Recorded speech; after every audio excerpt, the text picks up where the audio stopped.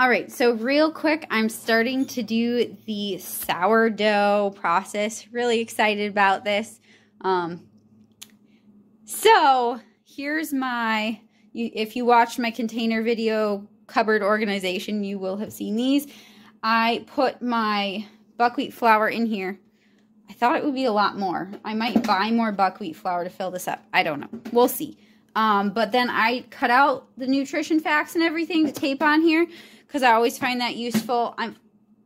I do micronutrient testing for myself. I've been trying to get my health on track. And I've been thinking about making health videos on that and my health journey. If you can't tell, my face is like full of acne. I'm not wearing makeup, guys. I haven't worn makeup in any of my videos so far, so you're seeing who I really am. What? Like, that's a shock. I know, it's YouTube. I should be fake or something, right? I don't really care, and I don't have time to put on makeup.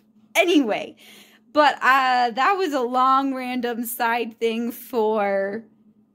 I like seeing the nutrition facts because then I know what micronutrients I'm getting. And this is really nice. It shows... Oh, shoot. This is a mirror screen. One second. I'm going to flip you guys.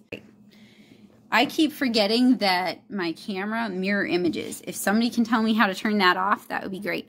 But I like right here, it tells me like iron, potassium, magnesium, copper. I am actually very deficient in copper, so I've been trying to boost that. So this is 16% of your daily intake, so 0.1 mg. I think that means that it's 10 mcg. I can't remember. Might be 100 mcg. I have a calculator somewhere, but per ounce. That's helpful to know when making your own breads and stuff. Because I'm not only doing this because I think it'll be cheaper in the long run. I'm also doing this because of all these health benefits. So I can calculate that properly. So I'm going to take a 1/4 cup of this and a 1/4 cup of water and put it in this awesome Pyrex bowl that I found at Savers for like $2. And then put these cotton towels over. I tied them. Some people, I guess, use like stretchy bands, but the towel is big enough for me to tie on either side. So I'm going to do that, and then I will show you what it looks like when it's done. Obviously, I'm still like working this out. So I'm going to use this 1/4 cup because that's what she says to do.